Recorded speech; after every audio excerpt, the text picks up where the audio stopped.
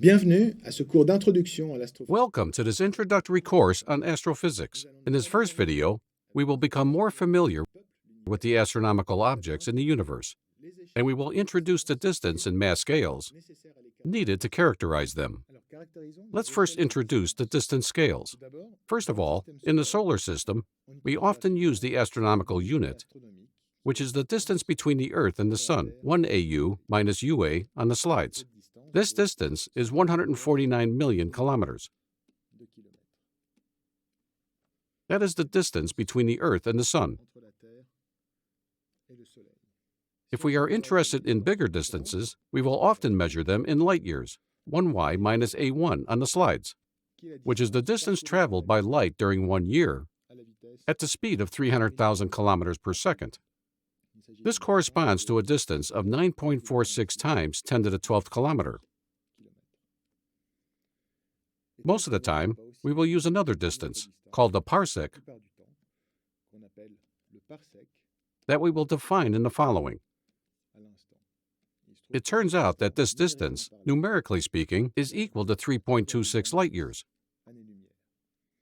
To define a parsec, we first have to define what is called the parallax. Parallax is the angle subtended by Earth's radius at a distance d. For example, at the distance of this star. Here is the line of sight to the star seen from Earth at a certain time. The star will be at a particular apparent location on the sky. 6 months later, for example, the parallax of the star will be different. The star will be observed at another location on the sky. The angle variation between the two positions is called the parallax. So, the parallax is an angle theta, which depends on Earth's orbital radius and on the distance to the star. During the year, what we will see on the sky is the star following small eclipses, whose opening angle is equal to this parallax. The parallax is simply theta equals r divided by d. We can now express things in astronomical units. If r is equal to 1 astronomical unit, and if theta equals 1 arcsecond, then we can write a very simple equation. 1 equals 1 divided by d. This obviously implies that d is also equal to 1. This 1 has the unit of a parsec, which is the abbreviation of the parallax of 1 arcsecond. In other words, if we express distances in astronomical units and parallaxes in arcseconds, then we can rewrite that the angle theta in arcseconds is equal to 1 over the distance in parsec. That is, a parsec is the distance at which 1 astronomical unit subtends an angle of 1 arcsecond. Those are the main units of distances in astrophysics. Astronomical units are used for distances of the order of the size of a planetary system, like our solar system. Otherwise, we use light years or parsecs. We have a direct relation between distances in parsec and angles subtended by objects in the sky. Now let's define some units of mass. For example, in the solar system, you have here the planet Saturn, observed at different times. In our solar system, we have 8 planets. We can express their masses either in Earth masses, for telluric planets, that is with a solid crust, or in Jupiter masses, for gaseous planets. The symbol used for Earth is a circle with a cross in its center. The Earth's mass is equal to 5.97 times 10 to the 24th kilogram.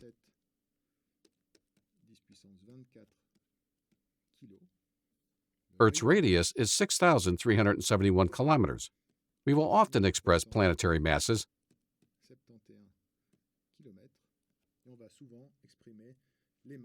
and planetary radii in units of Earth masses and Earth radii. If we are interested in bigger planets, we can compare, for example, Jupiter mass, which is 317.8 times the Earth mass.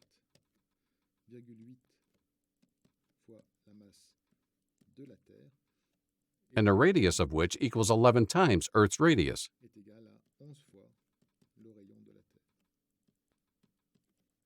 In addition to the 8 planets of the solar system, we currently know 1,700 exoplanets, or extrasolar planets. The first extrasolar planet was discovered in 1995 by Michael Mayer and Didier Queloz at the Observatory of Geneva. This one was an indirect detection, measured thanks to the radial velocity of the star around which it orbits. The first direct detection was made in 2008.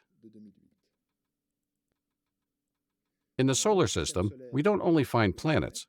There are also comets, for example, which are sort of frozen mud balls that evaporate as they get close to the sun. The matter ejected by the comet, by its nucleus, is pushed by solar photons along large cometary tails.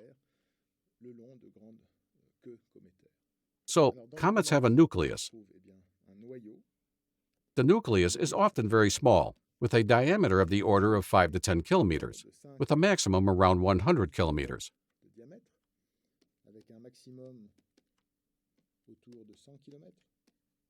They also have a halo. Its diameter is of the order of 50,000 kilometers to 250 kilometers.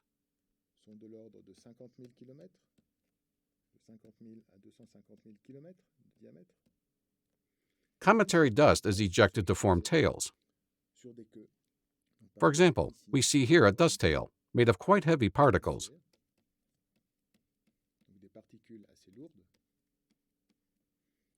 And here a tail made of ionized matter, namely ions.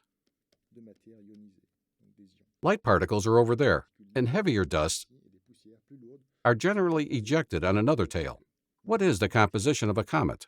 They are mainly composed of organic matter, C, H, O, N, and actually contain 80% of water, and around 10% of carbon monoxide. Such cometary tails can reach the size of the order of 60 to 100 million kilometers.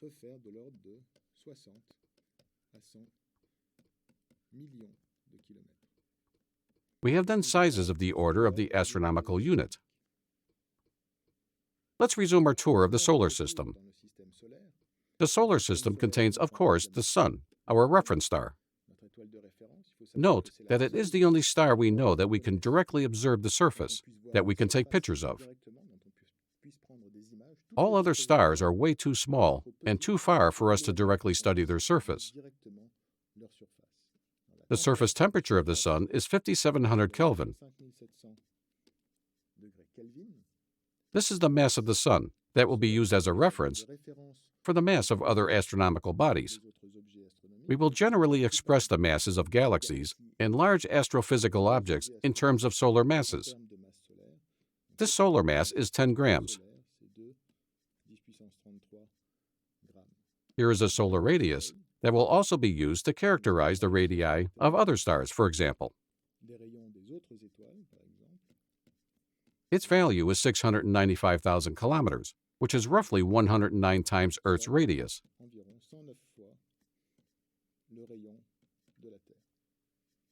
Other stars are similar to the Sun. They are powered by two phenomena: gravitational compression and nuclear fission of hydrogen atoms into helium.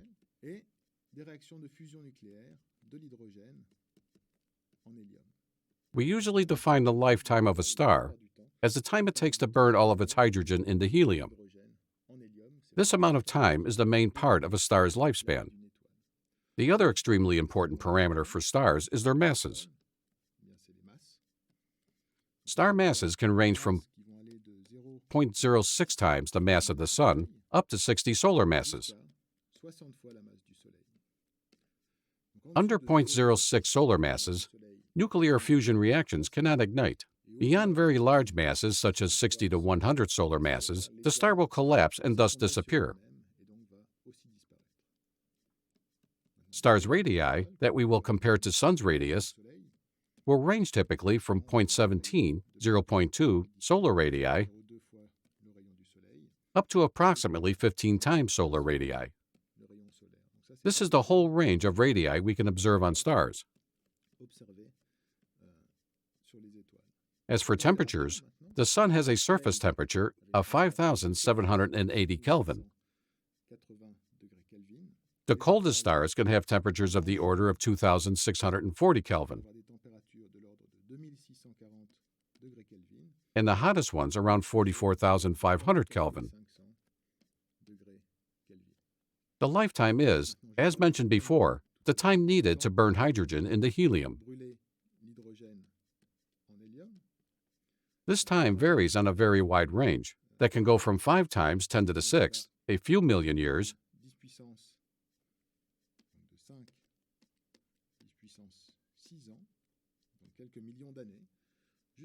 up to 10 to the 13th years. A star can last longer than the current age of the universe, 13.7 billion years. Star's luminosity will again be compared to the Sun's. Typically, the luminosity can vary between 1.2 times 10⁻³ solar luminosity.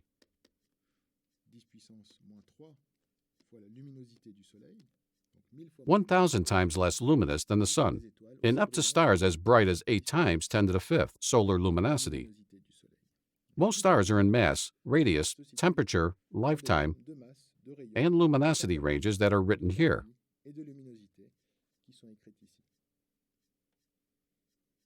Stars do not have an infinite lifespan. Once they burn all their hydrogen into helium, there are 2 possible scenarios for the death of a star.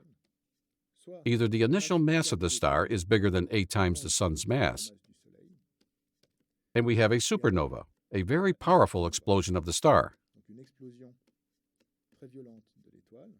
Or the mass is lower than 8 times the mass of the Sun, and we have what is called a planetary nebula. Unlike what the name suggests, a planetary nebula has nothing to do with planets. Here is one of them, Nebula Messier 57, in the constellation of Lyra. Planetary nebula are due to the expansion of the outer layers of the star and the collapse of internal layers. At the end of the process subsists at the center what is called a white dwarf, surrounded by the star's remnants. It is the white dwarf that will ionize the gas all around the nebula. In the external layers here, we recognize radiating hydrogen with red spectral lines. And in this part in green is the radiation of oxygen. Here is the expansion velocity of the nebula, which grows as the gas expands all around it. The expansion speed is of the order of 20 to 30 kilometers per second. In a supernova, the speed of the external layers, much later after the explosion, is of the order of 2,000 to 3,000 kilometers per second. The matter ejected by stars at their death, either by a supernova or in the form of a planetary nebula, will be recycled into new stars. Here is the example of a great Orion nebula, Messier 42, which has in its center a cluster of young stars forming from the gas in the nebula. There are a lot of things in such picture. There is ionized gas, the density of which is around 1 particle per centimeter.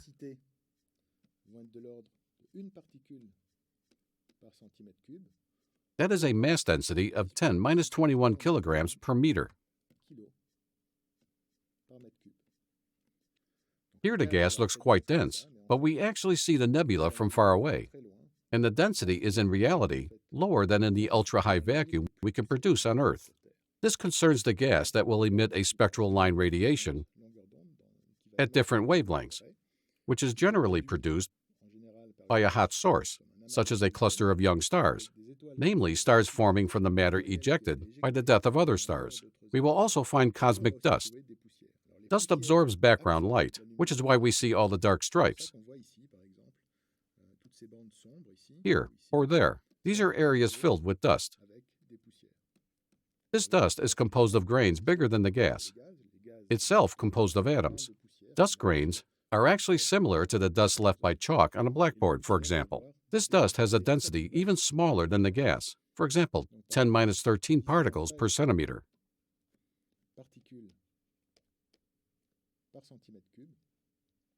which is 13 orders of magnitude smaller than the gas density. The mass density is 10 minus 23 kilometers per meter.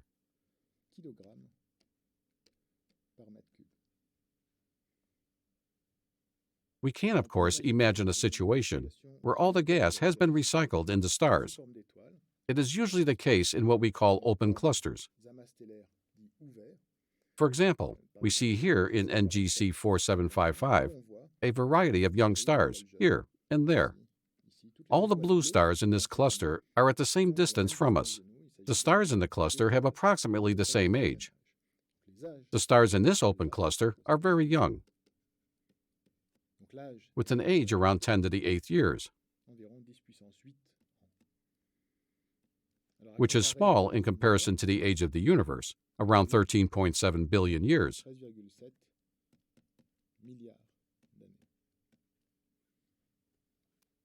The size of such a cluster is around 10 parsec. It is also the size of the nebula who gave birth to such clusters. In a galaxy like our Milky Way, we find young stellar clusters, open clusters, and non-open clusters, as well as globular clusters, such as this one here. A globular cluster is much more massive than an open cluster. The typical mass of an open cluster ranges from a few hundreds to a few thousand solar masses. The mass of a globular cluster is of the order of 10 to the 6 solar masses. Globular clusters are relatively old star clusters. The age of the stars is of the order of 10 to the 9th up to 10 to the 10th years. Such clusters can be found in the periphery of galaxies. They are bigger than open clusters, with typical diameters of 40 to 50 parsecs.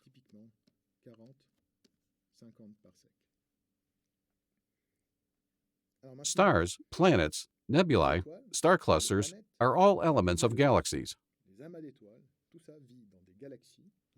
A galaxy is a much bigger object than everything we've seen so far. Here you have a spiral galaxy, like our Milky Way, which is named after its spiral structure that you can see in a disk with a bulge in its center.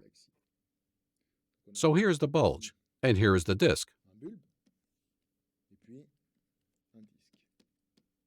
Old stars are in the center, while young stars are usually formed in the arms. What we don't see in this picture is a halo of the dark matter all around, in which are also the globular clusters. At the scale of this picture, the previously seen globular cluster is completely invisible. If it was visible, it would appear as a tiny dot, just like these. As for the diameter of a galaxy, you remember stellar clusters have sizes of 10, 40, 50 parsecs.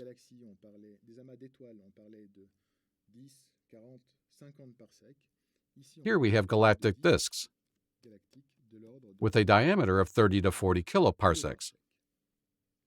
The mass of a spiral galaxy is of the order of 10 to the 9th up to 10 to the 12th solar masses.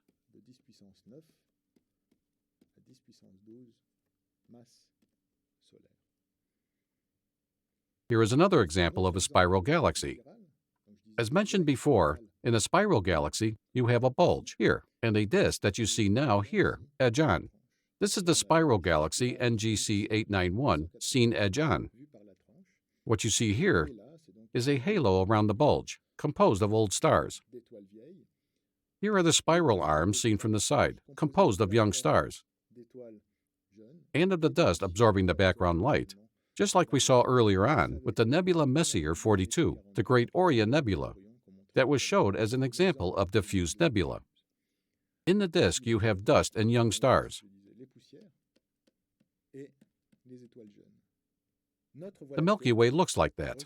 Obviously, we can't see our own galaxy from outside, but if we could see the Milky Way from outside, we would place the Sun here, at 2/3 of the distance between the center of the exterior of the galaxy. Again, the whole system is surrounded by a halo of dark matter that, by definition, does not emit any light. Spiral galaxies are one kind of galaxy.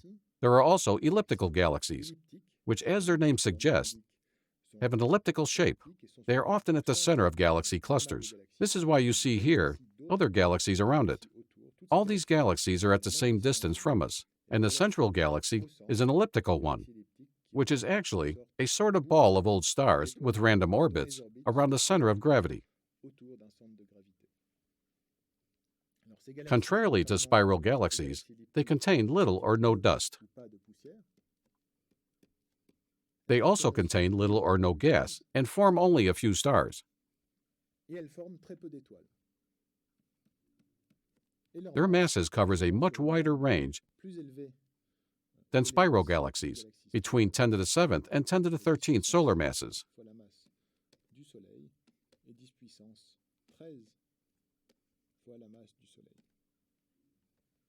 They are generally encountered at the center of clusters of galaxies.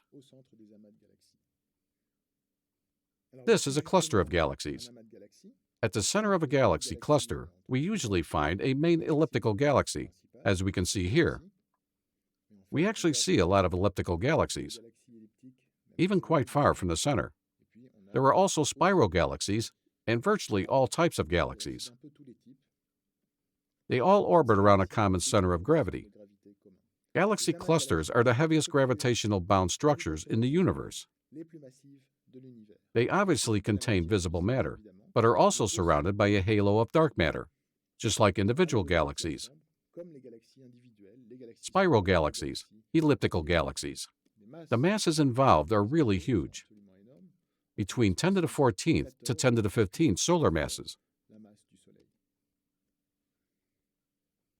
All the astronomical objects that we just saw, from the smallest to the largest, the lightest to the heaviest, are part of a whole, the universe, the study of which is called cosmology.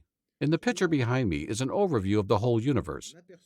In a single picture, this is the Hubble Ultra Deep Field, a picture taken by the Hubble Space Telescope that simultaneously shows in a single shot 10,000 galaxies, illustrating the diversity of the world surrounding us.